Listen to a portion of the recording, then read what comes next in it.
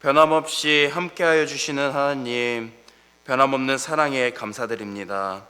늘 동행하여 주시는 하나님, 우리의 모든 사정을 아실 줄 믿습니다. 하나님은 우리의 피할 바위이시며 도움이심을 고백합니다. 이 시간 하나님 앞에 기도함으로 나아갈 때 귀 기울여 주시옵소서, 응답하여 주시옵소서. 이 시간 하나님의 말씀을 듣습니다. 이 말씀이 오늘 이 하루의 삶을 붙들어 하나님의 백성답게 살아갈 수 있도록 능력을 더해 주시옵시고 은혜를 더해 주시옵소서. 십자가에서 죽으심으로써 하나 되게 하여 주신 예수님의 이름으로 기도합니다. 아멘. 오늘 우리에게 주실 하나님의 말씀은 신명기 22장 1절에서 12절 말씀입니다. 신명기 22장 1절에서 12절 말씀입니다.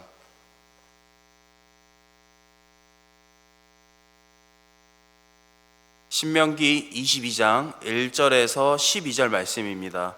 제가 한 절, 여러분들이 한 절, 마지막 12절은 같이 읽도록 하겠습니다.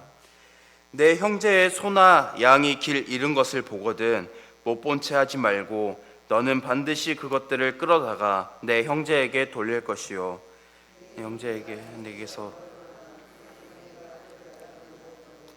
그 짐승을 내 집으로 끌고 가서 내 형제가 찾기까지 내게 두었다가 그에게 돌려줄지니 낙이라도 그리하고 의복이라도 그리하고 형제가 잃어버린 어떤 것이든지 내가 얻거든 다 그리하고 못 본 채 하지 말 것이며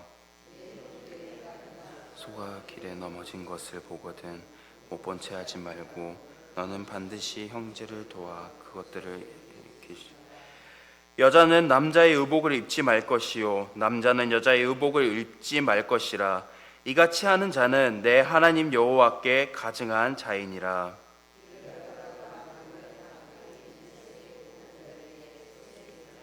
알이 있고 어미가 새가 그의 새끼나 알을 품는 것을 보거든 새끼를 아울러 취하지 말고 어미는 반드시 놓아줄 것이요 새끼는 취하여도 되나니 그리하면 내가 복을 누리고 장수하리라. 내가 새 집을 지을 때에 지붕에 난간을 만들어 떨어지지 않게 하라. 그 피가 내 집에 들어갈까 하노라. 내 포도원에 두 종자를 섞어 뿌리지 말라.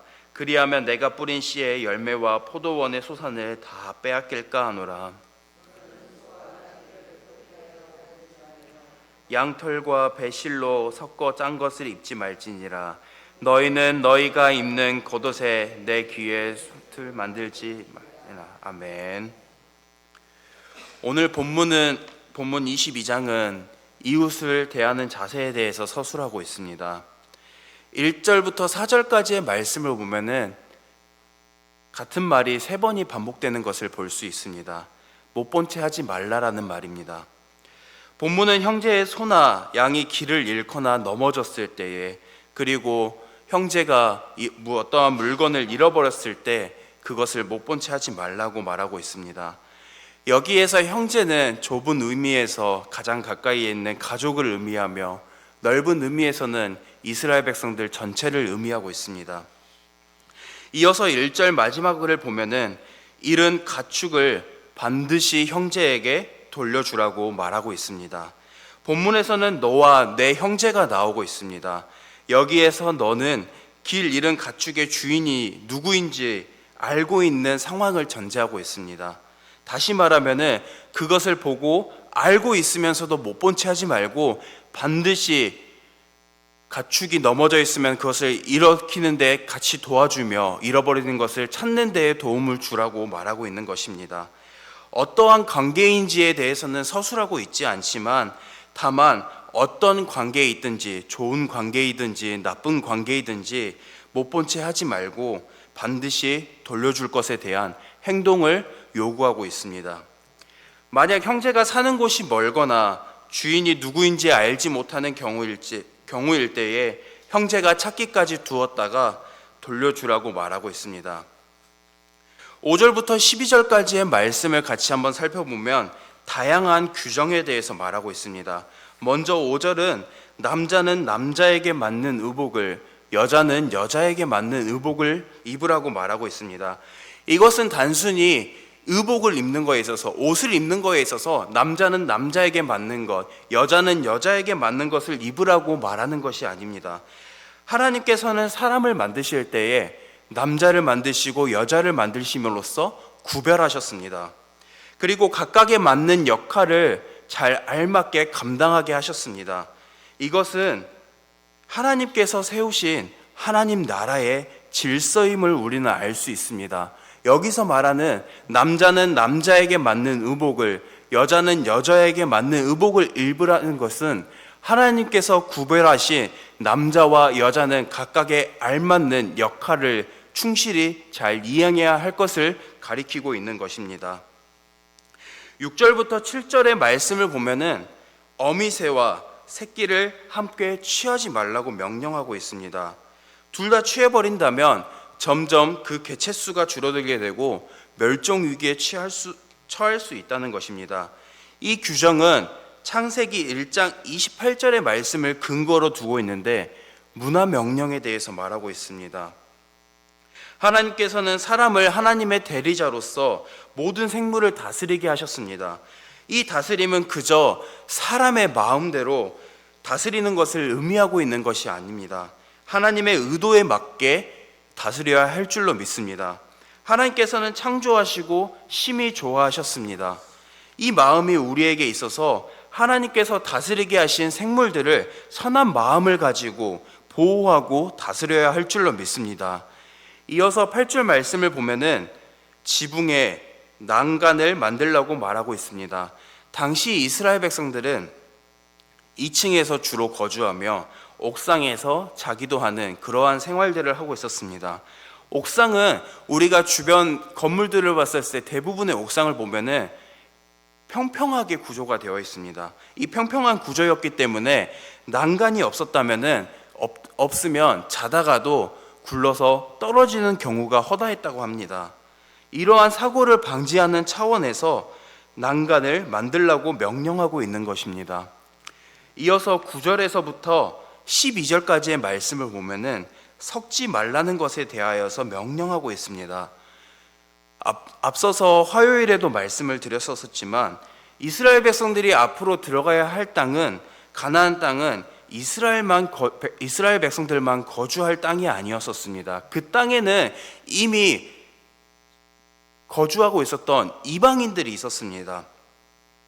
하나님께서는 그러한 이스라엘 백성들에게 하나님과 전혀 상관없는 삶을 살고 있는 이방인들과 섞이지 말고 구별될 것을 9절에서부터 12절까지의 말씀을 통해서 명령하고 있는 것입니다.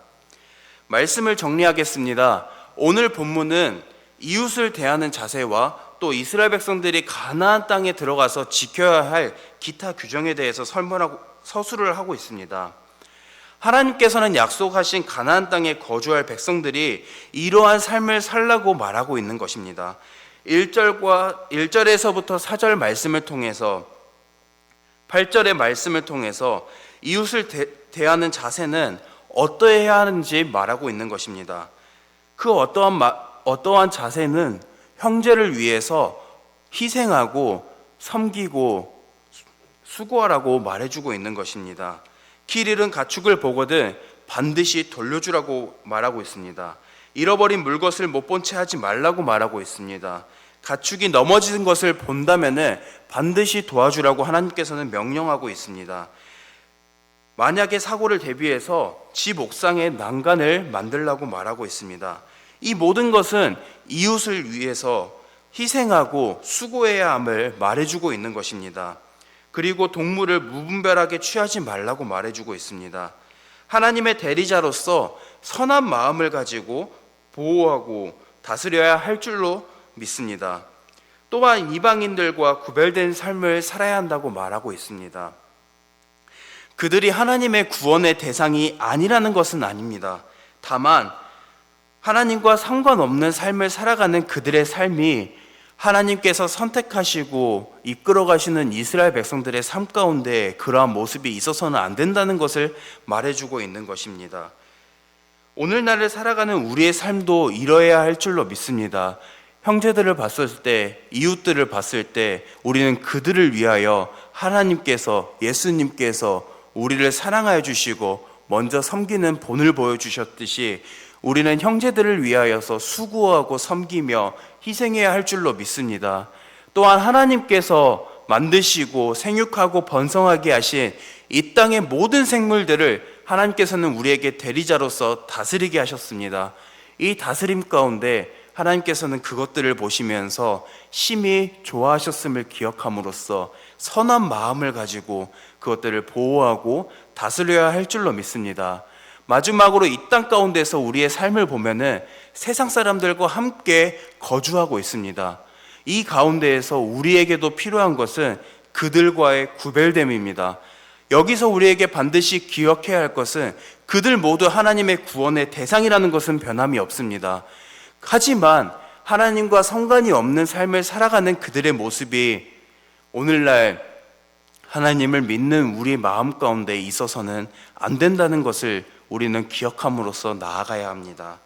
이러한 모습이 우리 마음 가운데, 우리의 삶 가운데에 이 예배의 자리 가운데 함께하여 주신 저와 여러분들의 삶이 되길 예수님의 이름으로 소망합니다. 이 시간 두 가정을 위해서 기도하겠습니다. 먼저 문미자 집사님 가정을 위해서 기도하겠습니다. 가족 모두 성령 충만과 남편의 구원을 위해서 아들 이정무 형제의 학업 충실과 딸 이경진 자매가 직장 생활을 잘 적응할 수 있도록 같이 기도해 주시면 감사드리겠습니다.